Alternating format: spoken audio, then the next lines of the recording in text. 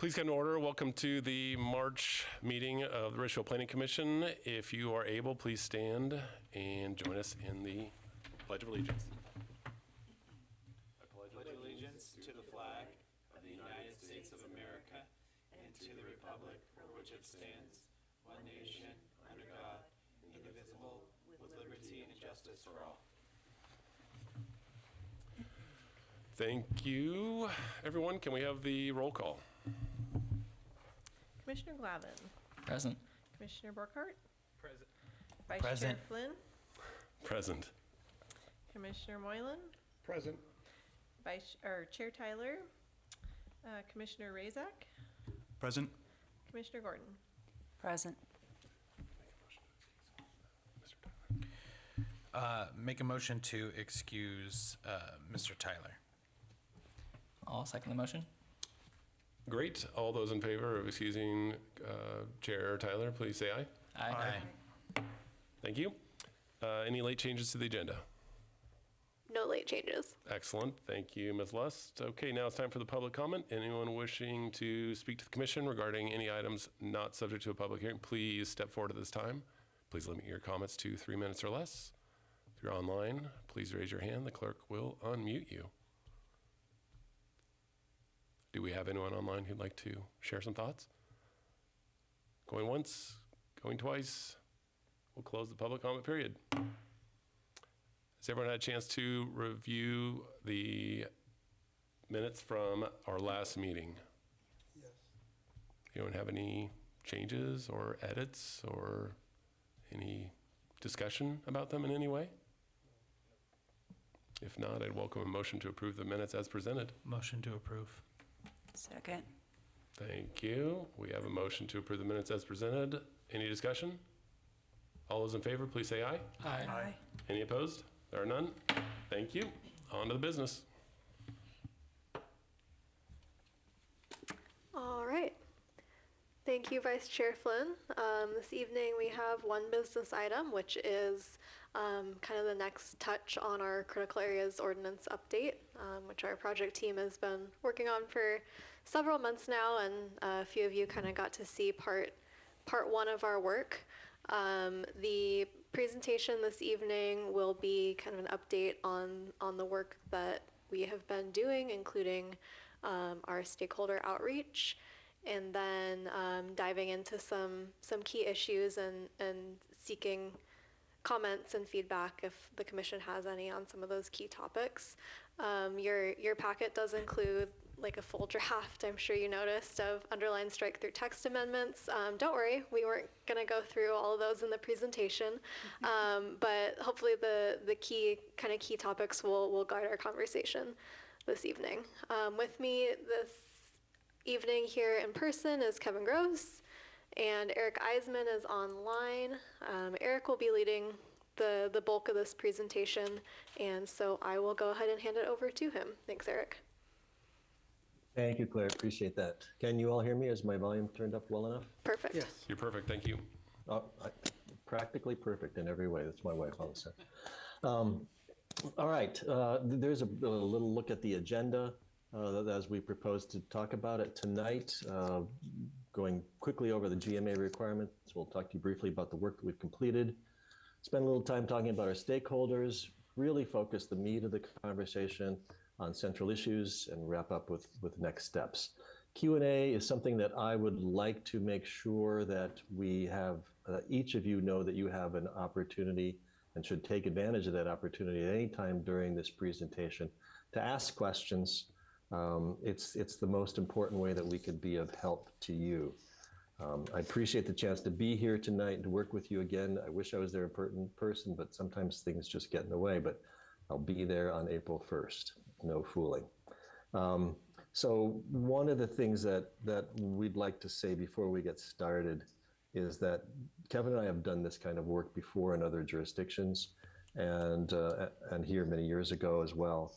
This is your critical areas ordinance. We've done the analysis of the changes in state law. We've done the analysis of best available science. We've talked to the stakeholders in the agencies. We have an idea. We have some ideas we'd like to share with you. But the important point is this isn't our ordinance, this is your ordinance. And so it's got to be something that not only fits the community but also complies with the state law and best available science. But it's your take on how to do this. So I really want to stress that we're really looking forward to your comments as we go forward. So again, for any questions, I'm going to move on to the next slide, please. Very briefly, as we've talked about in the past, and as our packet indicates, there are some key elements to doing a critical areas update. Our responsibilities, or the jurisdiction's responsibility, I should say, is to designate. The agencies don't designate, at least the Department of Health in particular. And then it's the jurisdiction's responsibility to find ways to protect those critical areas based upon what's on the ground and what's coming down from best available science and the agencies. The key element here is that we have to ensure that there's no net loss of ecosystem functions and values. And we're going to talk a little bit more about functions and values and no net loss a little bit later on, about 10 minutes or so. But it's important to think about no net loss as sort of like a scale of justice, if you will. If you're going to have an impact on a critical area, that's a deduction. It weighs down on the scale, and so you have to mitigate on the other side to provide the same level of functions and values that you've taken away. So it's a scale. It's a weighting back and forth that we go through every development review that comes forward that impacts critical areas. Anadromous fish are extremely important under state law, culturally as well, particularly to the Cowlitz tribe. And so we're making some recommendations that we hope will improve the fish populations, particularly as they exist in G Creek and Allen Canyon Creek. The other thing that's important is long-term viability of the survival of the resources, the habitat and the populations of animals that use those corridors or those loafing grounds or what have you, stream beds. And so we're trying to come up with ways that you can have corridors of animal migration through time. You can have a viable ecosystem for those species that you're required by law to take advantage to protect. And of course, best available science. But the key for us for best available science is not only is it something that comes down from the agencies, from the science, from the labs, but it's also something that happens on the ground. What's the quality of the resource, the quality of the buffer on the ground in Ridgefield? And honestly, a lot of it's been farmed over years. And so there's not a lot of habitat value. So then you have to balance what the best available science rules say the habitat should look like, but what's actually on the ground as well, which is sometimes that fields are going to be converted to something else. Any questions about those things that I just went over briefly? I have a All right. question. Please, go ahead. You mentioned supporting viable connected populations over the long term, when I look at the critical area code update draft, I don't see that. Am I missing something here? I think where you would want to look is when we start talking about enhancement. And I think that's one of the key issues that we want to go through is how do you support a viable population? Well, you could have a buffer around a wetland or a buffer, particularly for corridors along a stream like Allen Creek, if you will. But if you don't do anything to enhance if you just put a fence around it and say, don't go into this corridor, the buffer is going to be what the buffer is based on best available science. But if you don't do anything to enhance it, how do you have a viable corridor for animals to go through? And so I think we're not hiding it, but that's where we're putting our emphasis in order to create that viability. Okay. Okay, great. Thank you for the question. I appreciate that. I'll leave it there. Let's go to the next slide, please, if we will. So very briefly, these are some of the things that we've done already. Last time we talked with you, you knew about the Department of Commerce checklist, the review of the plan policies, which I want to talk a little bit about, best available science. The stakeholders is where we've put a lot of our energy in addition to the code drafting. It's been extremely helpful to talk with people who do development work as well as the agencies who regulate the resources. We've had very good communication with these folks, and we've had very good follow-up with the agencies in particular. We will be entering into a formal comment period, and it's been made quite clear to us that if we would like to get some off-the-record feedback, now is a good time before we go into the formal comment period, and that's something we intend to do. And as Claire mentioned, in the packet, you've already seen our first attempt to go through the legislative amendments, and which we'll bring to you for the public hearing as well. Any questions about any of the work that's been done so far? I'm sorry, could you just repeat that very last thing you said about off-the-record comment, Sure. something?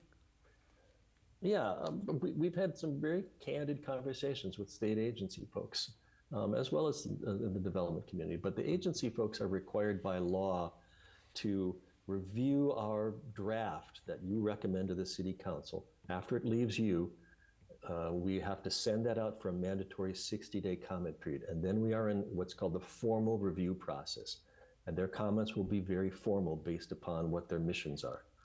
But if we have an opportunity to talk to them before they get into that formal process, we have an opportunity to have a more organic conversation. Let's put it that way. Okay, thank you. Sure. Just to clarify, so off the record, what you mean is we're not inside that 60-day review period. Is that correct? That's a better way to say it. Great, thank you. All right, let's go to the next slide, please. Excuse me, I have of course. a follow-up question, please. And I guess this would be for Ms. Lust. Has the Public Works Department as well as the Parks Department reviewed the draft and provided input? Not yet, but we'll loop them into our review as well. Okay, thank you. All right, we can go to the next slide, please.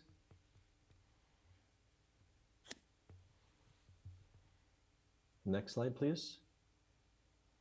There we go. As I'm sure Ms. Lust has talked to you about in the past, your development regulations, of which the critical area code is, have to be at least consistent with your comprehensive plan policies, and they should implement your comprehensive plan policies. So naturally, when you're doing critical areas, you go look at the environmental chapter in your comprehensive plan. And this is a plan from 2016, which I participated in. And these policies in here, in some ways, follow the 5 critical areas that you're required by law to work with: water quality, flooding hazards, hazard areas such as geologically steep slopes, habitat, and so on. But we're going to focus your attention on environmental policy number 3, which has been around for a while, which is restoration and enhancement, to promote and facilitate ecosystem restoration and enhancement. And quite honestly, I can tell you that the focus of the community's review for development review for critical areas has been on protection and mitigation. And we haven't really focused on restoration and enhancement. And I've already alluded to that in the question that came on the previous slide. We're proposing that the city take a leadership role, if you will, in trying to come up with ways to enhance the resources and the buffers as opposed to just protect them. So we've taken this policy in your comprehensive plan, and Claire, correct me if I'm wrong, but I don't believe you're changing it in your plan update this year. So it will still be a plan policy that we would need to consider. At this point, yes. Thank you. So that's where we start our analysis. What's the comp plan tell us that we need to do? And that's the policy restoration and enhancement that's kind of driven our approach to the recommendations we want you to consider and feedback and decide on. Any questions about this slide?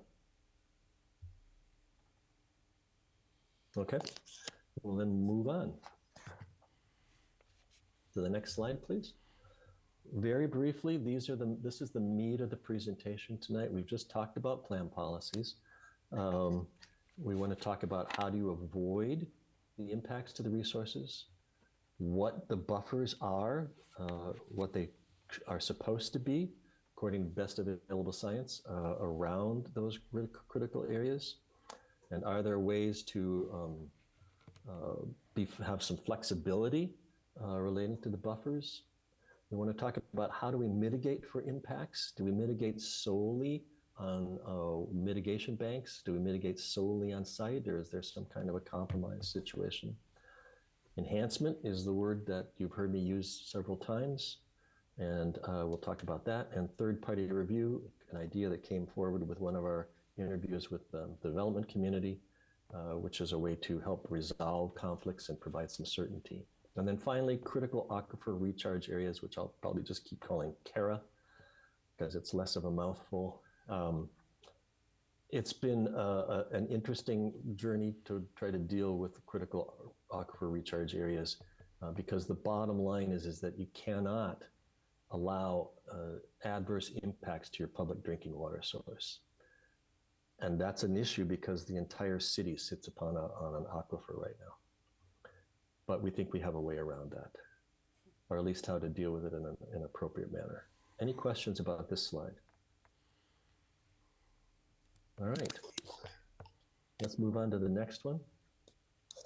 So the big message that we got from talking with several folks at the Department of Ecology, at Fish and Wildlife, and also at the Department of Health is avoidance is the central concern this year, or this update, or one of the major concerns. As I've already said several times, you cannot allow adverse impacts to public drinking water sources. It's just simply not permitted under law. And so we've made some changes to the code to make that clear, to make sure that we don't end up with contaminated water. And we've also tried to come up with a way that we can help streamline the review process when we're dealing with critical aquifer area recharges.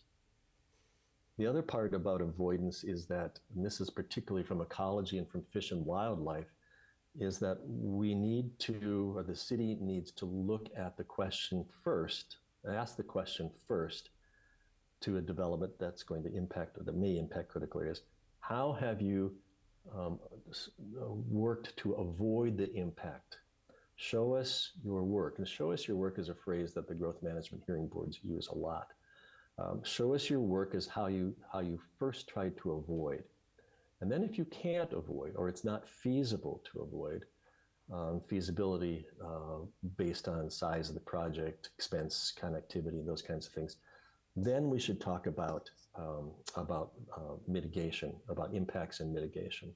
So it adds a next step into the review process, into the applications. Right now, we get a critical area report with a project that's going to impact critical areas, and then we get a mitigation plan, and then we essentially start from there.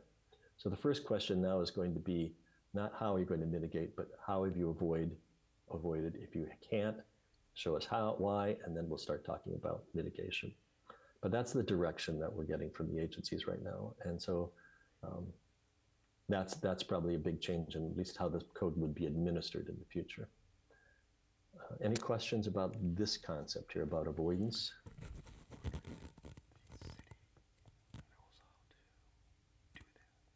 All right, I'm going to move on then. And we're going to the next slide. And this is where Kevin's going to come in because he's the scientist here. And he's going to talk to you about buffers and mitigation and some other issues as well. So Kevin, please take it away. Thank you. Good evening. I appreciate the opportunity to help the city with this process. It's kind of long and onerous, but hopefully we can help you get through it and understand, what you need to do and still allow the city to get some development done. And so I'm going to talk about the next few slides, which they all kind of intertwine, but they're also kind of have the same run together, I guess, for better another word. To answer your question about maintaining viable corridors that he asked earlier. So to answer your question about viable corridors, there are several viable corridors that are already maintained. So like G Creek is a corridor, Ellen Canyon Creek is a corridor, Lake River is a corridor. And those are being maintained to some extent by the existing critical areas ordinance with buffers and that and such. So Mr. Gross, would you say that they are contiguous habitats? separated by roads, yeah. Does that meet the definition of contiguous habitats? Separation by roads? Well, no, not necessarily. Right. Yeah, so they're segmented. No, but I understand your point. Thank Yeah. you. You're welcome. So I'm going to talk about buffers. So buffers are meant to protect critical areas such as wetlands, steep slopes, priority habitats, including streams. So different critical areas have different buffer determinations. So wetland buffers are determined based on wetland category as determined through Ecology's rating system for Western Washington. Land use intensity, which is moderate, high, or low, and the habitat score for the wetland itself.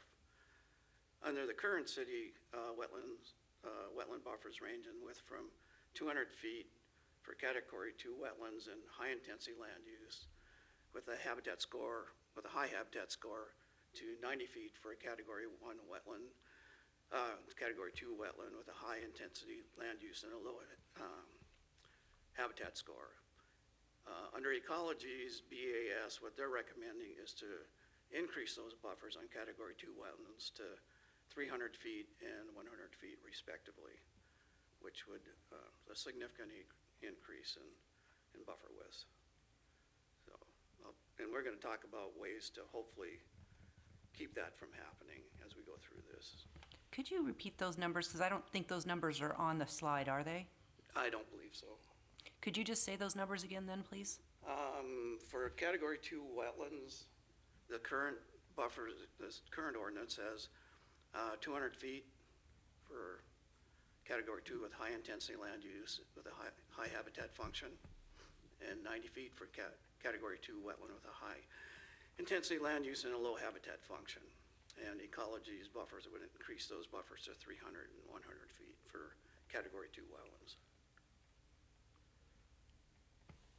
Okay, thank you. Kevin, without going into the code itself, you will find those numbers represented in the draft legislative version as well.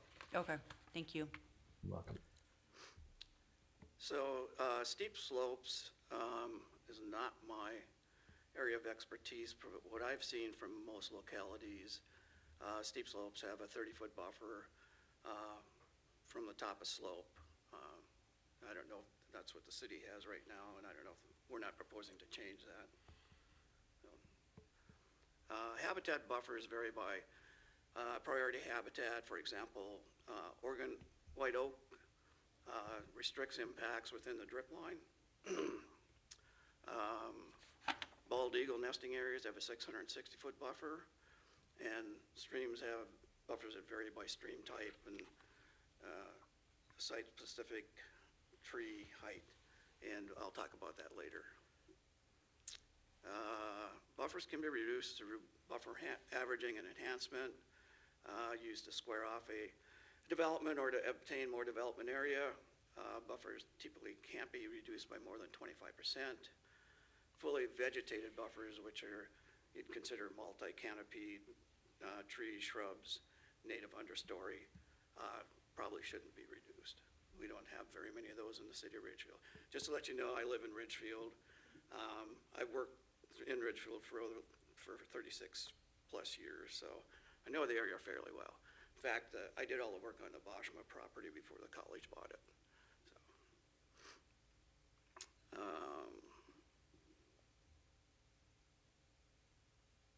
I'll talk about the enhancement strategy when we get to the enhancement slide. Next slide, please. Wait, Excuse me. yeah.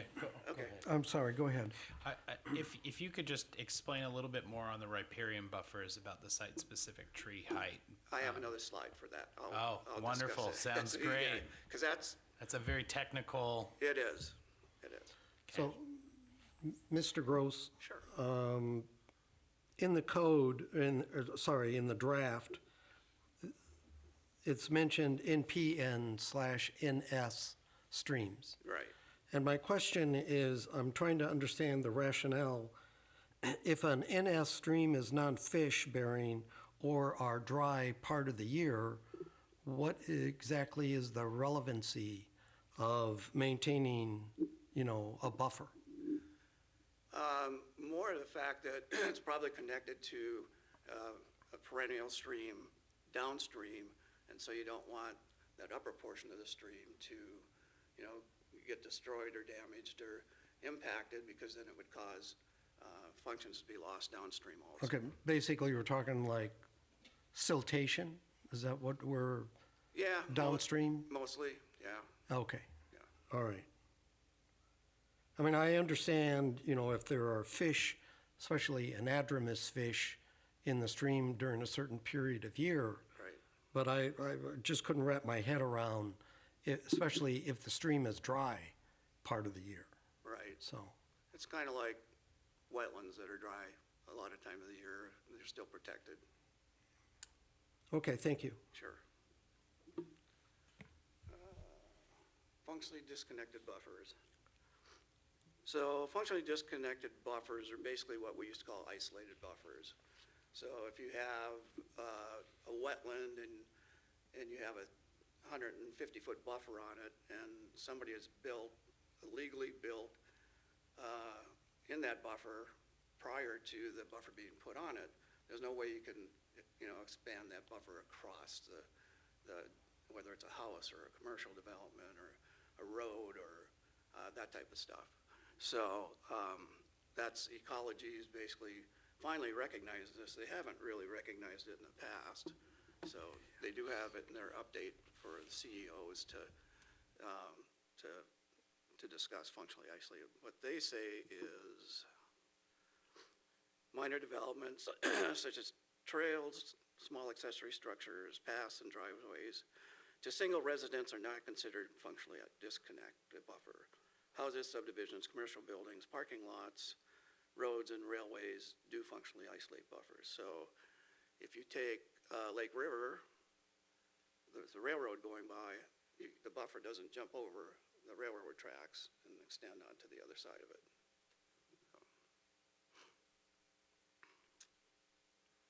Any questions?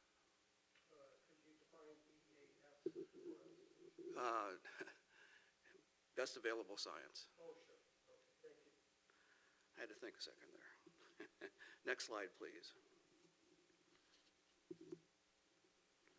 All right, this one catches everybody, and it's not the easiest thing to explain. So basically, what Department of Fish and Wildlife has come up with is their riparian buffers are based on how tall a tree, the dominant trees will grow in a certain soil type within 200 years. And that's what the buffer should be. So if we grow a Douglas fir tree, 200 feet on, say, G soils, then, that's what your buffer should be. And that's, it seems a lot more onerous than what it is, but that's what they're asking us to apply. The problem with it is that in an urban area, the buffers they're asking for are rather ridiculous, I think, but that's my opinion. So they're asking us to put 235 to 150-foot buffers on type S and F streams. So type S are shorelines of the state, Lake River. I don't think there's any other shoreline. No. G Creek? Yeah. Oh, G Creek, okay. Okay. And 155 to 100 on perennial streams and 100 foot on seasonal streams. Currently, the buffers in the city are 150 feet for type S and type F streams greater than 5 feet, 125 feet for type F less than 5 feet, 100 feet for type NP and NS with high masting potential, and type NP and NS with low masting potential is 50 feet, I believe. I didn't write it down. Yep, yeah. So that's where our placing these huge buffers in the urban growth area around G Creek, Allen Canyon Creek, and Lake River would, I think, eat up a lot of development property. But just putting this information out for you guys to digest. Any questions, please? I have one quick question. You made reference to something about buffers on a slope, and I live in an area that's kind of near G Creek, and there's a very steep slope. And if I can imagine only 30 feet of buffer on that, I could see why something like this would be so much better, because 30 feet is nothing with a slope because everything's going to wash down into G Creek there. Yeah. So is that partly why this sort of exists? The riparian buffer? Well, the idea to go to, it sounds like essentially if you apply this metric, it doubles the amount of the buffers in many cases. Is that right? Yes, it does. And if I think about the site I'm thinking of, that seemed really appropriate because it's a very long sloping area with lots of native trees and shrubs. And if you could develop down to the edge of that with only 30 feet of buffer, it would be devastating to that area. So in most areas with steep slopes, a geologist or geoengineer would have to do a study to determine whether there's going to be impact if you get closer than 30 feet, and may recommend a wider buffer. I think it's a standard right now that if you, what's a 25% slope? Yeah, 25% slope. 25%, yeah. Yeah, you have greater than 25% slope, you have a 30-foot buffer. Greater than 25%. When we talked with the Department of Natural Resources, we asked them a question about steep slope buffers at the toe and at the head, and they don't have a metric as sort of a one size fits all. And as Kevin pointed out, when we're just dealing with steep slopes and not riparian areas, that's where the geotechnical analysis comes in and tells you what the slope stability might be and how far you need to be set back from the toe or from the head of the slope. Yeah, there's lots of science behind re-engineering slopes to make them stable. I think when you combine it with the riparian side, that's when you get this site potential tree height buffer issue. So I guess my question is, on that front, is ecology essentially saying this is now your best available science, you must adopt this buffer, or do we have the opportunity to have the discussion to create some balance through the ordinance on this front? I'll start with that, Kevin, then you follow up if that's okay. Sure. Ecology is telling all the jurisdictions that the site potential tree height at 200 is their recommended best available science. Not all jurisdictions that we've researched have adopted this. What we're proposing is sort of an opportunity to recognize what the ecology says is best available. Excuse me, DNR says is best. Fish and Wildlife says is best available science, and have a compromise situation where we can do something that is a little less in terms of the buffer that the development community is familiar with already for the last 10 years, but would require a little extra burden in terms of enhancement. That's the goal that we're proposing right now. Kevin? Yeah, you got it. Yeah, he's the scientist. You know? That's what, yeah. All right. Mitigation. So there is the whole statement of no net loss of functions and values, which is tough to maintain if you're allowing development to take place. So mitigation is a tool that's used to compensate for unavoidable critical area impacts in an attempt to meet the no net loss functions requirement. Agencies would like to see all wetland mitigation occur in mitigation banks or use a payment in lieu payment to cover the costs of mitigation. Other mitigation strategies for a permitted responsible mitigation include creation, restoration, rehabilitation, enhancement, or a combination of these mitigation types. So when you look at the city of Ridgefield, especially east of I-5, where most of the development is probably going to take place over the years, there's lots of opportunities for mitigation through enhancement because the quality of the wetlands are fairly low. There are no really well vegetated buffers because it's all agricultural land. It's been plowed and disked, and the geese have taken over for a while. they were potato fields, all that kind of stuff. So I think the biggest thing that Eric and I have been talking about are the opportunities that can be presented to try and do a couple of things. One, reduce some of the buffers that the cities or the agencies are requiring. So if we can, say you have a wetland that's in one of those agricultural fields, and you want to develop, not the wetland per se, but around the wetland, maybe there's an opportunity for the developer to get more ground if he is willing to do an enhancement of the remaining buffer. I mean, it seems like it's an opportunity. So, Eric, you got thoughts on that? Yeah, the way that we're considering this is to say these are what the agencies are recommending as best available science. Rather than fight the agencies about what is best available science, we accept their decision, which gets us through the review process. However, it does, as we've all been talking about, burden additional lands. But we have a system in place that was based on best available science, and we've been using it for the last 10 years to some success.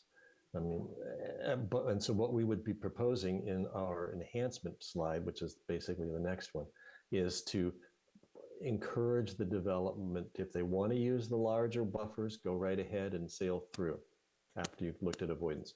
If you'd rather use what the buffers are today, you can use those as long as you enhance to the level that the new buffer standards would be seeking to obtain that level of enhancement or that level of protection. Does that help, Kevin? Yeah, it does. So one of the other things that we talked about as far as mitigation within the urban growth boundary is potentially doing a percentage of the mitigation within the urban growth boundary. Right. If all of the developer buys credits out of a bank, none of the mitigation is being done within the urban growth boundary.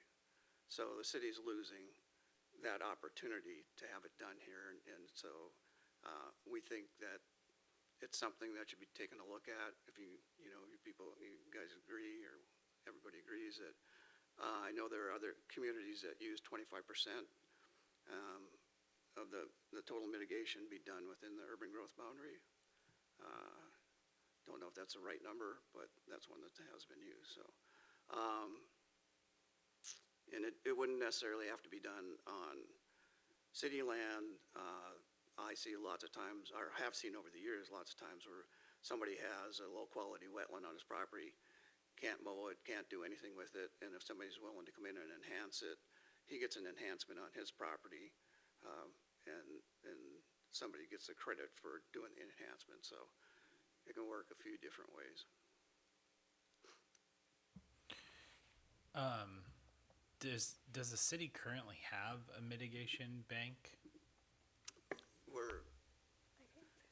You want to answer? Yeah, so the code as written currently requires if mitigation banking is used, that's a certified wetland mitigation bank, and nearly 100% of the time that's the East Fork Lewis River Mitigation Bank, which is not in the city but is local to Southwest Washington. Is there an opportunity to establish a mitigation bank within the city limits to allow for some of that investment to be paid into improvements that the city could do for wetlands improvements? It's a good question. I'm not fully versed in the process of setting up a mitigation bank. From what I've seen, there's actually a property owner north of the city limits that's currently working on getting a mitigation bank certified on his property. It's very much been a private property owner initiated process. So I'm not sure what it would look like from a city initiated point of view. I'd say something to keep in mind there is that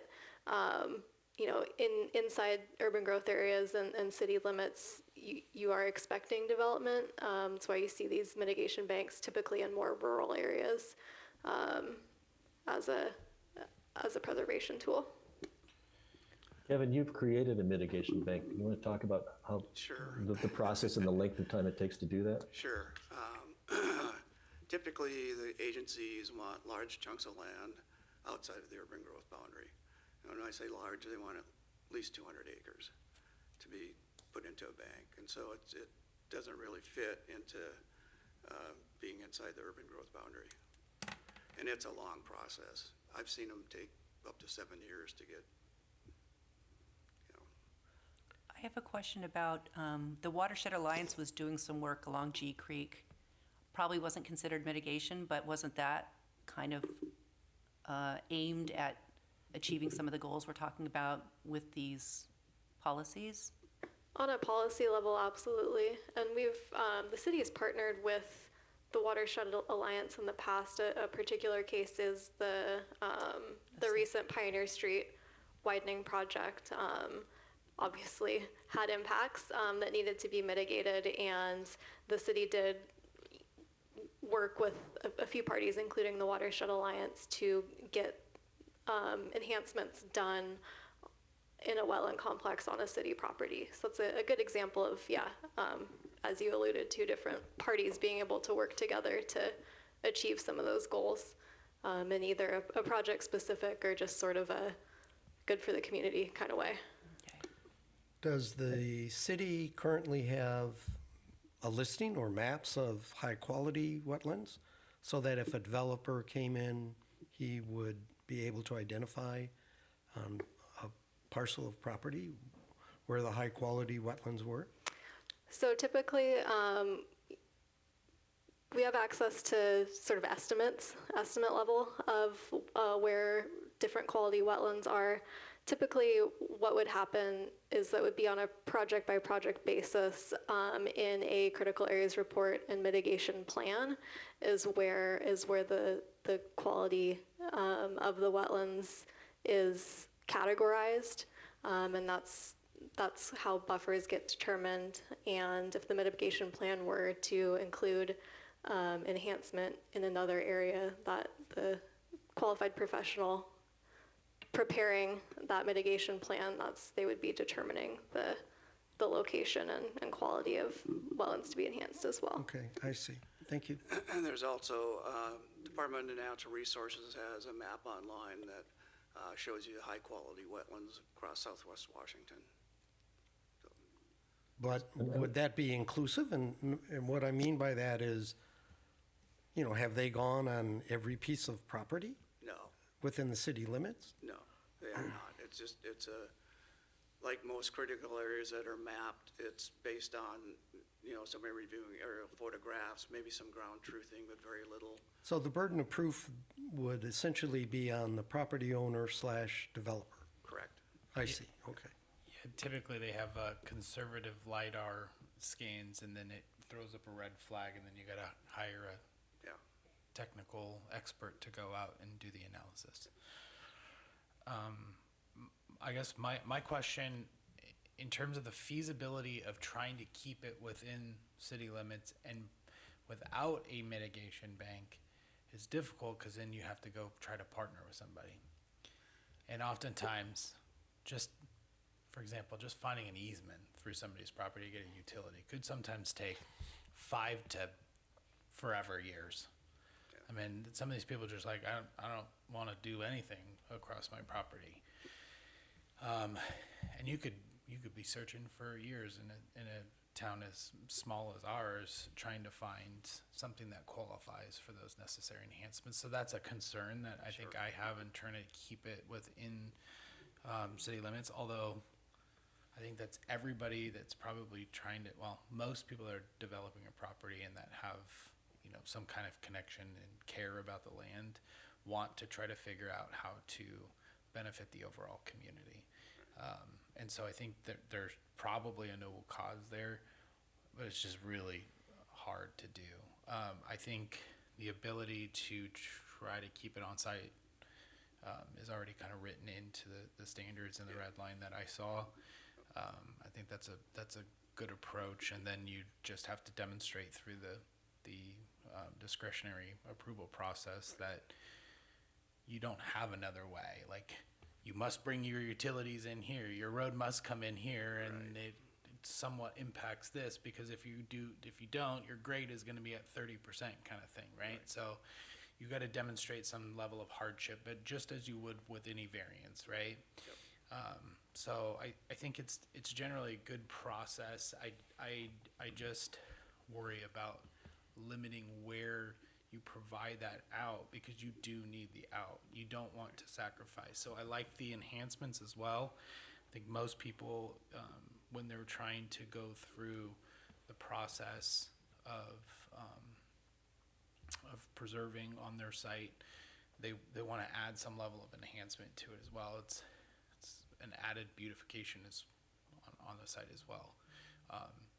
And I think it's sort of a win-win solution for both the development community, for residents, and for our overall ecosystem, because some of these are degraded, like you mentioned, with agriculture over the years, and we have a real opportunity for private investment to come in and restore that habitat so that they can get their development project. So it's a win-win solution.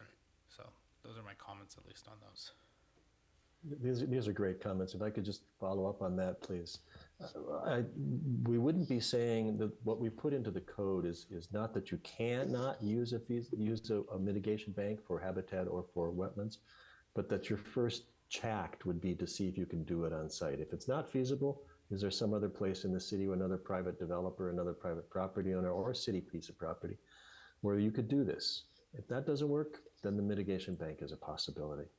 And so I think it's a stepped process that we're trying to do to try to find a way to do this kind of win-win. Get to do the development, get the enhancement, but we'll go through a series of steps to make sure that we're trying to do the best thing for the environment as well as for the development of the community. Yeah, fortunately, the East Fork of the Lewis Bank has lots of credits available. So Yeah. It's a big bank. Does the, if the enhancements are not available, the mitigation is not available like on the site, on the development site, one of the ideas that's in the briefing and that was just mentioned was that city-owned property could be used rather than a bank. Does the city have a list of those properties or favored properties that the city would prefer to have dollars go to? Would the developer have the opportunity to select, or would it go to the, for lack of a better way to describe it, but a city bank to use for a project? Yeah, so in two parts, I guess the first part of my answer would be that if council were to adopt an update to this code that puts a priority on in-city mitigation sites, I think an important implementation step would be to identify and index where some of those are to facilitate that process. And the second part of your question, sorry.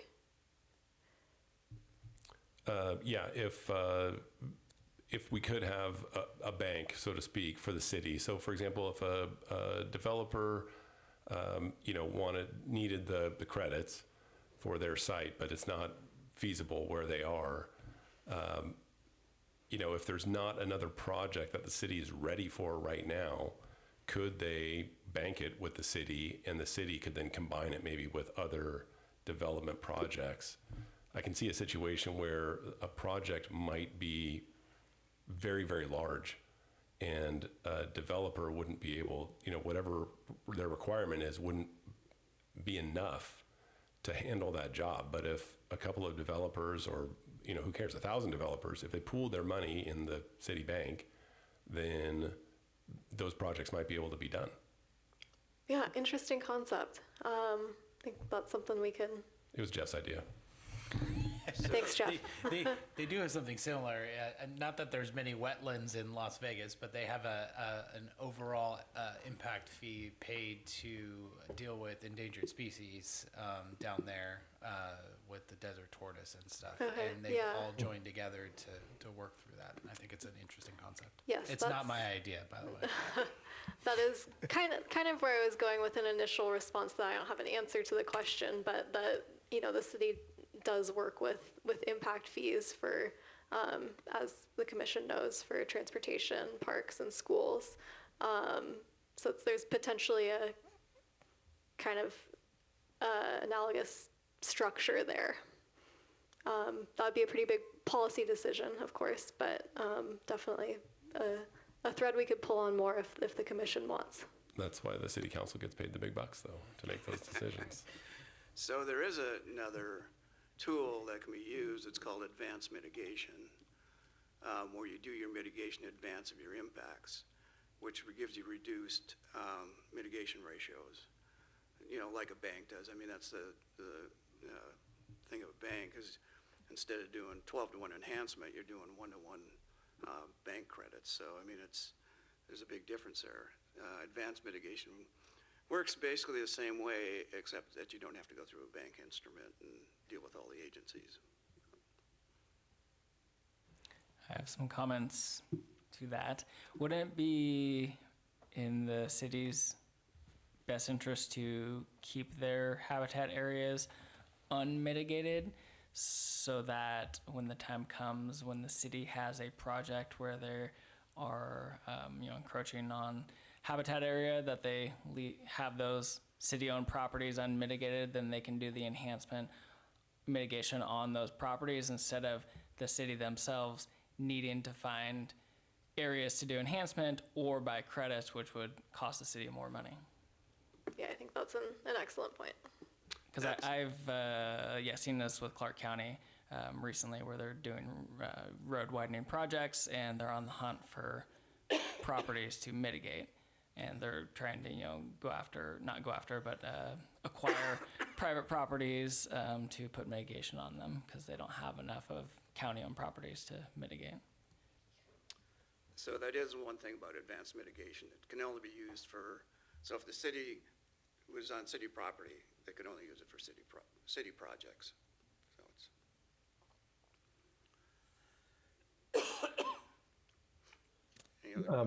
Early on, we had a comment about has the city parks and engineering had a chance to look at this. This conversation right here, I think, is prime for us to have a conversation with Corey and talk to him about, before we get together next time, where Parks thinks that there might be some opportunities that could enhance the parks if we were to follow mitigation in city strategy. So I'll make a call with Corey coming up soon, Claire.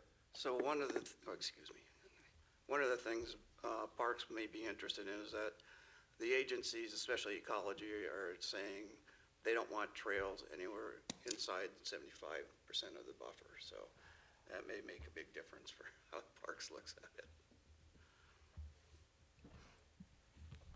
That's one of my biggest pet peeves on that, because those are such valuable assets for recreation as well. Right. And I think I know it's their mission is on the ecology side of it. There's a balance there, I think, with natural trails that I think could probably be met, but that's my personal opinion, and I don't know that I can change ecology's mind on that. Question on enhancements real quick. Not just, the addition of native plant material, but removal of invasives. Right. Is that also part of the enhancement characteristics? Okay. It is, yes. All right. Yeah, it's a big part of it because of the number of blackberries and other invasive species that we have that grow really well here. Yeah, I was just going to add, we've seen a number of mitigation plans through projects that do include a component of, for example, blackberry removal as part of their mitigation, so pretty common. I was just going to ask, this might not fit quite here, but I just want to understand what the time frame is when you say, you invest in mitigation or enhancement. It takes a long time for some of these things to establish and regrow. So does the funding and the effort and the kind of supervision of those efforts to do that, is there some time frame that gets set for that so that it actually really happens? Go ahead. Yes, there is. So short answer, yes. Longer answer, typically as a condition of a project approval, the developer is required to work with their for example, wetland biologists to submit typically annual reports on the success of mitigation plantings for a 5 to 7 year period. And that's because it's a condition of approval. It runs with the land. It's required of the project. And in certain cases, there is basically a maintenance bond, a financial component tied to it as well. And if they don't meet the requirement in 5 to 7 years, they can be asked to continue until it's met? Correct, or to compensate the city for completing the work. Okay, thank you. It's been a big change from when I started working at wetlands.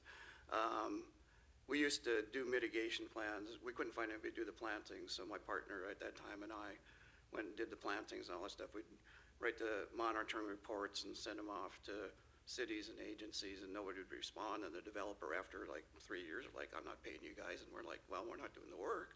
So those properties just got left behind. Now it's a matter of the mitigation sites have to be in the conservation covenant. The reports are sent to ecology, the Corps.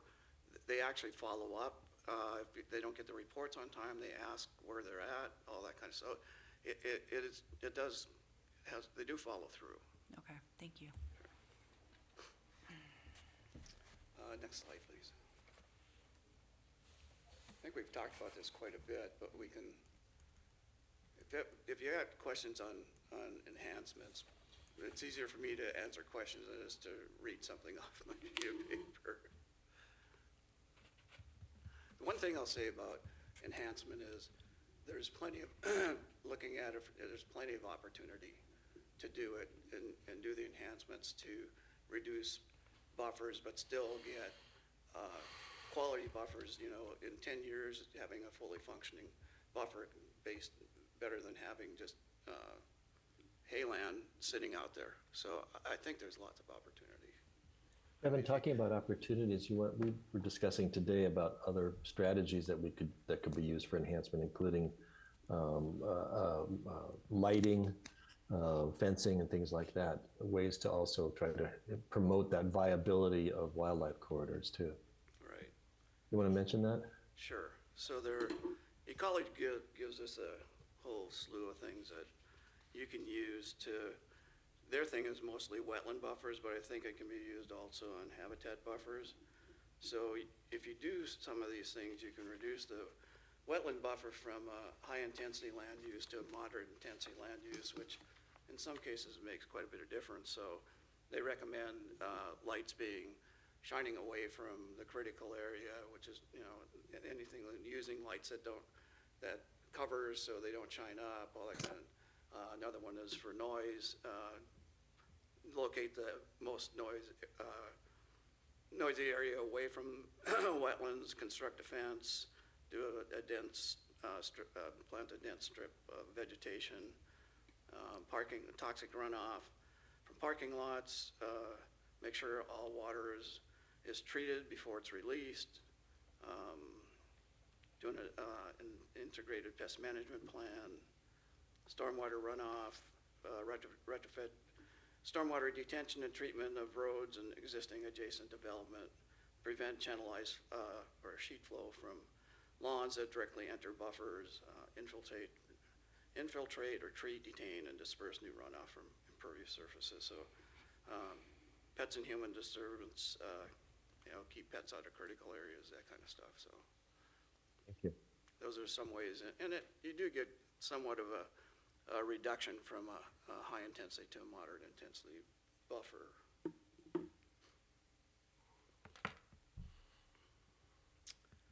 Questions? Shall we go on?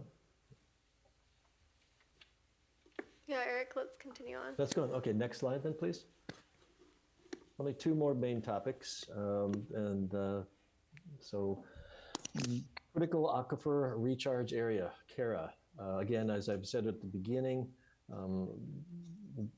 jurisdictions are not allowed to contaminate their public drinking water sources. You can't mitigate for it. And so we have to come up with ways to keep toxics, hazardous materials, radioactive materials, and other contaminants away from the public drinking water sources. As you can see in this slide, there's a big blue blob around the city of Ridgefield. and it is what's called the Troutdale Unconsolidated Sole Source Aquifer. It's been identified by the Department of the Environmental Protection Agency and FEMA.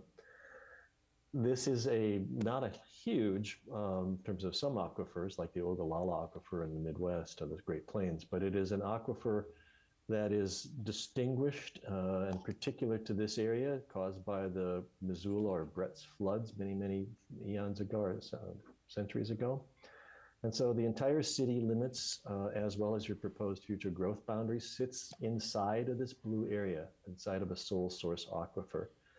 And so by regulation, from the Department of Health's perspective, or at least by definition, the entire city is a critical area, aquifer recharge area, because it is within this blue area, this sole source aquifer. So consequently, when we had a wonderful conversation with the Department of Health, Deborah Johnson suggested, well, since the entire city is inside of this sole source aquifer, you could, as some jurisdictions have, there's one in the Spokane area in particular, just designated the entire city as a critical aquifer recharge area. So let's go to the next slide, and then we'll come up with some questions here. So what we're supposed to do under the best available science and under the Growth Management Act is to identify critical CARAs, which include sole source aquifers, wellheads, and then different levels of CARA review, CARA 1 being the most rigorous and CARA 2 being less rigorous. The Department of Health doesn't designate CARAs, the city does. So if you decide that it makes sense to just say the entire city is a sole source, is a CARA 2, because it is a sole source aquifer, that could perhaps help streamline the review process for CARAs. In the code, as we've proposed it so far, we are trying to focus in on those activities that could have a detrimental effect on public drinking water. Hazardous materials, toxic materials, pesticides, radioactive materials, although we've carved out a section for, if you've ever been to the dentist and had an x-ray, or the doctor and you've had an x-ray, you're using radioactive materials, it's regulated through other mechanisms, so the state and federal level. We would not prohibit the use of that within the city because it's otherwise protected. But the question then is, if everything in the city is a CARA, does every project have to go through a rigorous CARA review? And we're suggesting not. We're suggesting that by carving out exceptions, if you are within the CARA 2 area and not in a CARA 1, and the CARA 1 would be defined by your adjacency to a wellhead. If you're in the general part of the city and you're not using hazardous or toxic materials, you don't have to go through a CARA review because you're not going to have an impact on drinking water quality. However, in the CARA 1 areas, the more rigorous review would take place, and that would be related to wellheads. And what the Department of Health does is they classify migration of underground water to wellheads based upon what's called the time year of travel zones. And they can be 10 years, 5 years, 6 years, and other increments in between. And so what we're suggesting for you to consider is those developments that take place within a 1-year time zone of travel of your wellheads, which are in Abrams Park and then out in the plateau area, the junction, that those developments which are mining related or relate to hazardous materials, petrochemicals, they would have to go through a CARA 1 hydrological review. And it's the more rigorous review. And you would have to have a geotechnical, licensed geohydrologist do that kind of work, because you cannot allow impacts to water quality. On the other part of the city, the most of the city that's not within the 1-year time zone of travel to a wellhead, you wouldn't have to do that review unless you were working with hazardous materials, but then the level of evaluation and investigation is reduced. And most of the hazardous materials are regulated already by state statute, and we produced a list of them at the end of the code language that we put together. So there are other review procedures that someone who's using hazardous materials has to go through already. So that's the way that we're trying to deal with the reality that the city sits on an aquifer entirely, that you can't pollute that aquifer, but we need to find a way to make the review of activities manageable for the city staff, as well as for the development community.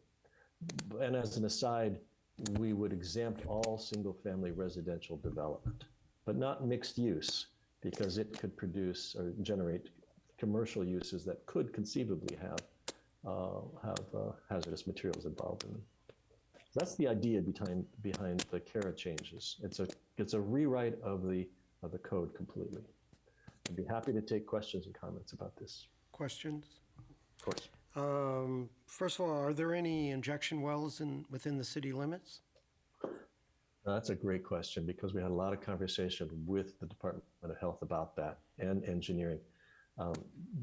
There are no injection wells that the city operates at all. We're not aware of any permitted injection wells right now. The question then is, when you store runoff in the ground, say through a French drain, you can also use an injection well. And so we would not want to hamper engineering's ability to basically pump runoff into the ground in an injection well. But we're not aware of any significant injection wells going on in the city right now. Okay, what about septic systems? Are there any septic systems within the city limits? Yes. And the city has a policy that they've been implementing for at least 30 years now, and that is, if you have a septic system, you need to maintain it and get certified by the Clark County Department of Health. If you develop your property, you need to decommission the septic system and connect to city services. That's the general rule. How does the city know if a private septic system is, I don't know, operating within limits? It gets a permit from the County Department of Health. So they conduct periodic inspections? Yeah, they have a life expectancy and they need to be pumped out periodically. And when they're pumped out, then the inspection is done in terms of what the capacity is and whether it's still a healthy system. Okay. We've also carved out an exception within the code, our proposed code anyways, that allows you to maintain your ongoing septic system if you're not developing your property. Okay. I guess the basis where I'm coming from is there are different types of septic systems. Yes. Right. There's like a mound system as an example. There's, a traditional septic system. So, okay, the last question that I have is, if I may. Of course. Obviously, there are gas stations within the city limits. Some of them are new, obviously, and I'm sure they follow stringent requirements or specifications. Does the city have, with Public Works, do we have any underground storage tanks? Ms. Lust? Not that I'm aware. Okay, Not that I'm aware of either, Claire. okay. We do regulate underground storage tanks, and actually the state law does for USTs, and all of the new filling stations that have come in the last 30 years have had to comply with the state regulations related to USTs. And there's also regulations that the state has about above ground tanks that contain hazardous materials. They have to have earthquake proofing, they have to have containment areas around them, and so on. Okay, all right, very good, thank you. Mm-hmm. Other questions? Yep, I've got a couple for you. One of the last things you said before you took some questions, I think was if a property is classified as a Cara 1, they're subject to stricter review, but not if they're a personal residence. Is that correct? Correct. Okay, so I don't mean this in a snarky way, but are you saying that people are not allowed to dump into wetlands or natural areas unless they live in a personal home? Then it's okay? I'm smiling. No, I'm not trying to say that. First of all, we'll start with the area. If you like the idea of Cara 1s as being related to the 1-year time zone of travel around wetlands, around wellheads, the geographic areas that we're talking about within the city are really around Abrams Park and the G Creek Basin, and then out in the Junction area, there are some wells as well. And so we have had a situation not too long ago where there was a development up on the ridge above Abrams Park, smaller one, that did have homes within the 1-year time zone of travel. We did ask them to go through a preliminary Cara review with a hydrogeologist, or an engineer, excuse me, to analyze what was going to happen with the water quality as a result of building residential homes there. There are only half a dozen there. And that went through without any problem. What we have tried to do is we recognize that people are going to put fertilizers on their lawns, then those have nitrates and they have phosphates in them, and that gets into the groundwater, but it's more problematic when it gets into the surface waters like stream health and wetlands. But we've carved out an exception where if you want to work on your car in your garage, you don't need a Cara permit. You're in a residential area, you can take care of your car. But we're not encouraging people to dump their oil in the backyard either. So I don't know if I'm answering your question or not, but we know that people will do what people will do, and we can't prevent some things from happening. Is it safe to assume that there are state or city laws where you're not allowed to just dump in your backyard?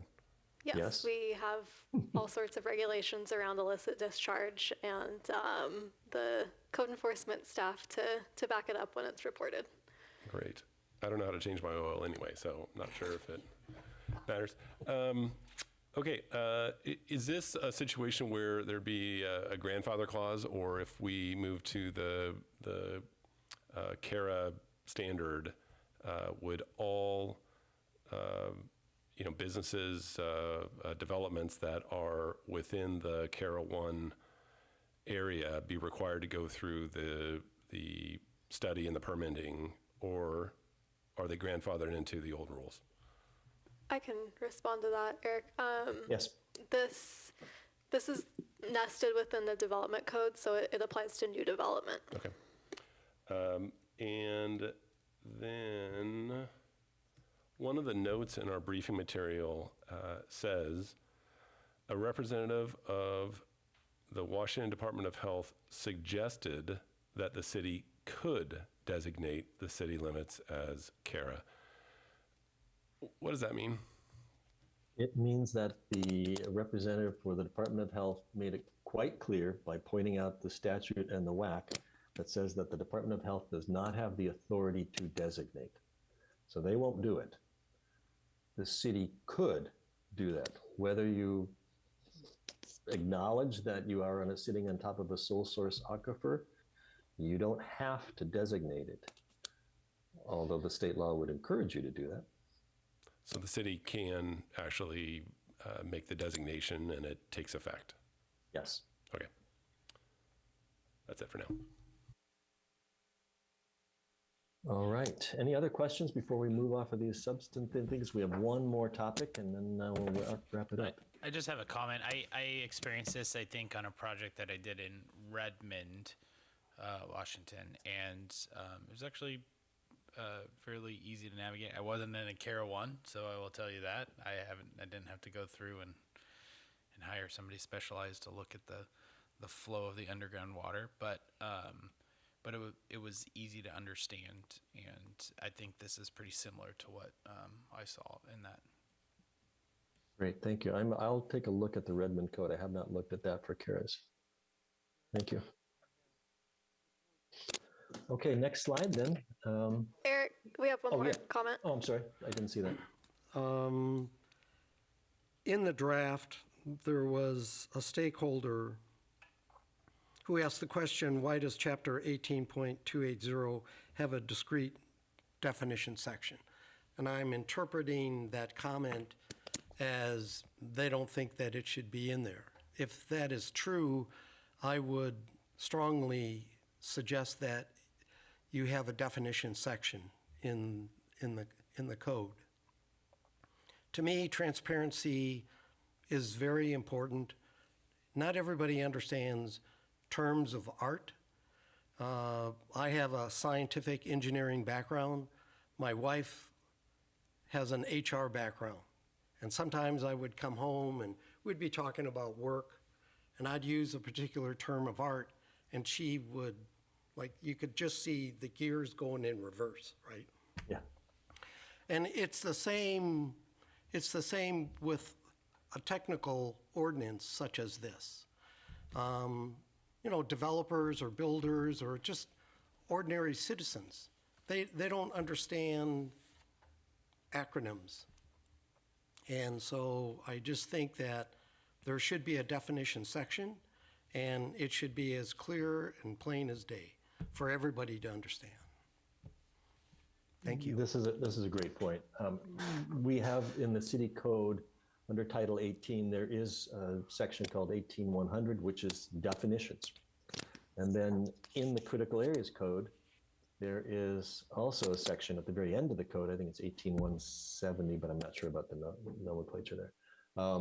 It's also called definitions. And so that was the question, is why do you have two definition sections in the code? The point being that if we were to change the definitions, if CARA is defined in the critical areas code and it's defined in the 18-100, the definition code, and someday you amend your definition 18-100 for CARA, but without amending the same text in 18-1 or 280, then you've got a conflict. So that was it. Why do we have, to avoid the problem of codes changing over time and definitions becoming different, why not just have one?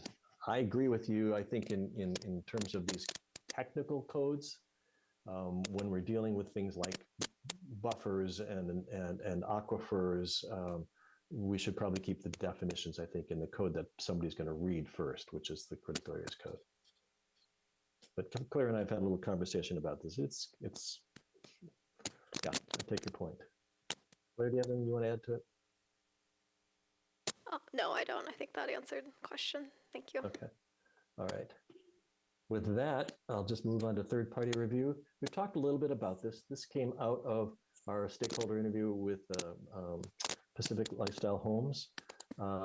They had an issue, not in Ridgefield, but elsewhere, where there was a dispute between what their qualified scientist professional was saying was a wetland and buffer, and what an agency, in this case the Department of Ecology, was saying was actually the quality of the wetland and the buffer. And they had a long go-around that took a long time to try to resolve. And so the comment was, could the city institute a third-party review system where when those disagreements occur, and they don't happen too frequently, but they can escalate, is there a way for the city to sort of be the arbiter on a case-by-case basis? And in that case, the city would then hire a third-party consultant for independent review. The Pacific Lifestyle Home said, well, development community would be happy to pay for that. Happy is probably the wrong word, but willing to pay for that. And then that person or firm would then analyze the technical reports and then provide the development director with an interpretation and a recommendation, which then the city could act on one way or the other. And it seemed to be, from this interview, a way to provide some flexibility in the code to resolve disputes, but also some certainty that a dispute could be resolved based on some clear and objective standards. So this is not something we're being asked to do by any of the agencies. It's not part of best available science, but it is something we're trying to be somewhat responsive to what the stakeholders have told us. Any comments or questions? I think the only comment I have on this is that there should be some level of like a financial limitation that probably doesn't necessarily need to be explicitly written in code, but some kind of, internal administrative cap on fees. I mean, sometimes personal experience had this happen with a geology person arguing over walls, essentially, some global stability analysis, and they just wanted to rack the bill up. Mm. So I would hate for somebody to be brought in and then all they want to do is just make money on the consulting fees for their third-party review. So some sort of administrative cap and reasonability side of the fees, but that's it. And but not put that cap in the code, but just have that internally. Yeah, I mean, once you write it in code, then you got to change it every time things kind of get more expensive in the world. I feel like it's just easier to manage administratively. Good point. Thank you. All right. Third-party reviews, yeah, they happen a lot. There's a lot of arguing between scientists. It's part of science. Yes, it's practice. Okay. Okay, next steps, next code, or next slide, and then I think we'll wrap it up. So just, I don't need to go through all of the steps. They're on the screen in front of you. You can see what's coming forward. But the next big step is April 1st. There will be a public hearing that you will conduct, and from that you will make a recommendation.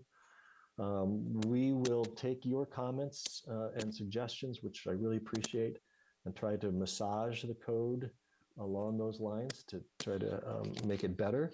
You'll get a copy of that ahead of time. I'm sure Claire will post this according to the city's protocols, and then we'll have a public hearing on the entire code.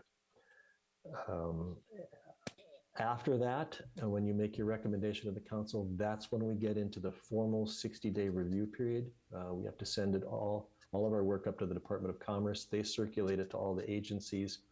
The agencies participate in a formal review. Some will respond, some won't. But the ones we've talked to, I'm sure, will respond. And we have to complete that 60-day review before the council can take final action on this. And we hope to finish this up by the end of June. Comments or questions?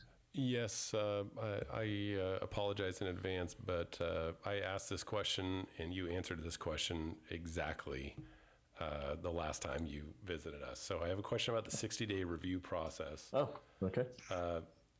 Specifically, there's a line in the briefing that says, Department of Ecology does not, this has to do with buffers, Ecology does not recommend allowing the use of both buffer reduction and buffer averaging on the same wetland. And I don't know if that's a good idea or a bad idea, but if we just adopt Department of Ecology's rules, then they're going to approve it, right? Because we're just cutting and pasting. But if we don't, then there's some back and forth, right? I forget the terminology used earlier, but it was, they're going to tell us what they think we're doing wrong. They're specifically saying that they don't want us to use both buffers and averaging at the same time. Is that going to be a problem if the city decides that that's the direction they want to go? And then the 60-day question is, what happens if it doesn't get reviewed in 60 days? What if it can't be completed? What if they're mad at us and we're mad at them and it takes too long? So my thoughts is that ecology doesn't understand that you can do buffer averaging on one segment of a buffer and you can do enhancement reduction on another part of, if you have a huge buffer, there's no reason why you can't do that. And so that's a discussion that we're going to be having with them before we get to the 60-day comment period. Eric, do you have comments about the overall process and that 60-day endpoint? Yes. I view, from my past experiences and my understanding of the wax, is that it is a hard calendar. It's 60 days. They have up to 60 days to to give us their review. We then take their review, and the council at that point will have an opportunity to make some decisions as to what to do with the agency comments. Not all jurisdictions adopt agency comments fully. Some do. And at that point, it becomes sort of what's the right way? A give and take that becomes somewhat legalistic. The city council conceivably could say, you know what? We're going to adopt the multiple buffer reduction. That's what we're going to do, and here are rules to do it. And ecology could take us to the Growth Management Hearings Board over that, if that's what your choice is. Or they could say, look at the code and say, well, overall, it's okay. We had one agency representative say, you know what? Your code's not the worst we've seen, and it's okay. We've seen some that are worse that are still in effect. So, so Mr. Gross said a minute ago that he thinks ecology maybe doesn't recognize that different methods can be used in different areas. But just hypothetically, let's say that ecology says, Ridgefield, you guys are clowns, you don't know what you're talking about. And the city council says, doesn't matter, we're going to do it anyway. The city could then be liable in some way. Ecology could take us to some sort of review board or hearing of some kind. They would take us to the Western Washington Growth Management Hearings Board. And there's a process that we go through for that. I've been through it with other jurisdictions. And then this board of adjustment, if you will make a final decision based upon, it's a lawsuit. And that's why the city council gets paid the big bucks. There you go. Any other questions from anyone right now? I have one last one. So if we go back to, and I apologize for regressing here, but in the code update, there's a bullet point that says stream versus ditch versus underground stream. Fish and Wildlife is revising the current language that defines stream, ditch, and underground stream, which the city may follow. And I guess this raises like two questions. One is, will they have their language or their definition finished in time for us to make a reasonable decision? And secondly, in a way, it just seems to me that they're putting the horse before the cart. And the reason or the cart before the horse. And the reason I say that is, if you go to the 200-foot buffer, right? And then you've got the 100-foot and the 50-foot. Well, you know, it just seems incongruous that unless you have a defined definition, how can you establish a buffer? A riparian buffer. Do you understand what I'm trying to say? Sure. So you have to take into account what constitutes a ditch. So if a ditch is a relocated stream, then it's regulated by the city under the Fish and Wildlife Habitat Conservation portion of the ordinance. Underground, well, take the Boschma property. I don't know if you guys are familiar with it at all.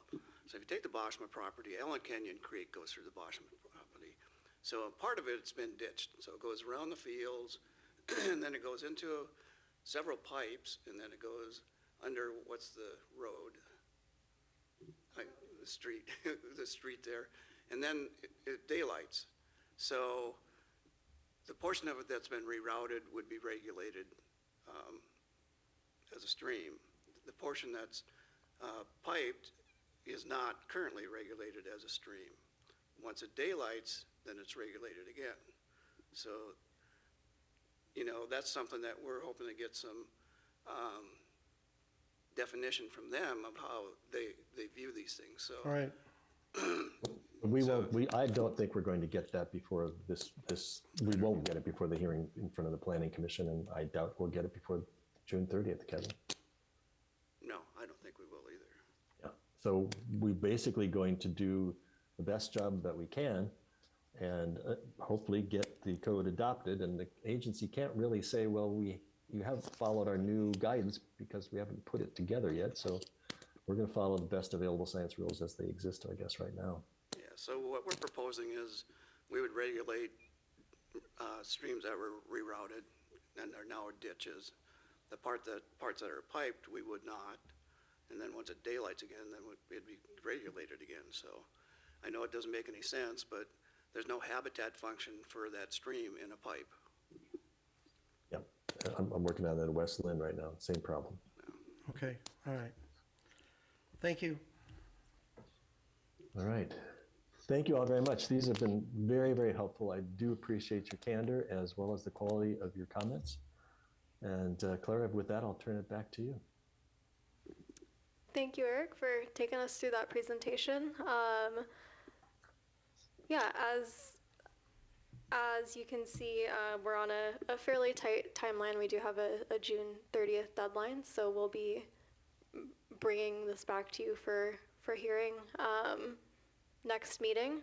I think that meeting will be more focused on the actual content of the legislative changes. So you'll see likely more like we've done with previous code updates, where we kind of have a summary table of here's the code section, here's the proposed update, and why.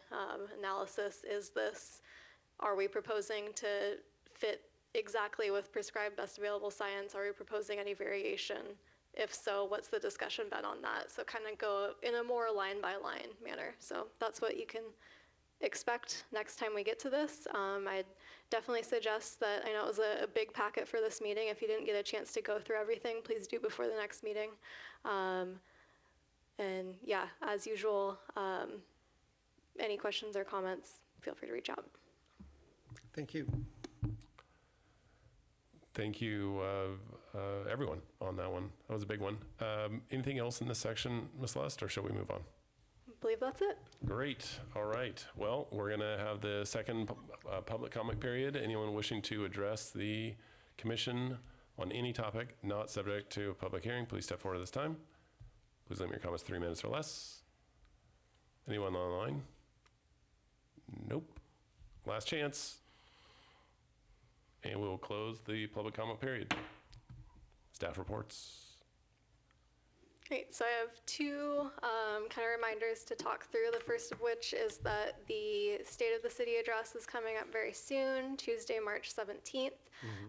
Reception starts at 5:30 p.m. at the Ridgefield High Performing Arts Center.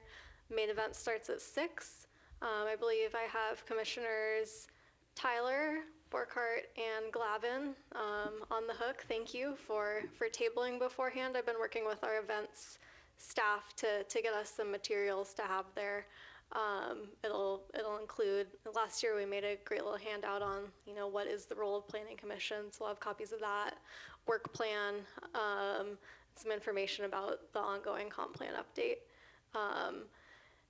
Yeah, it's only a half hour, so hopefully just a chance to chat about what we do for people that want to know more.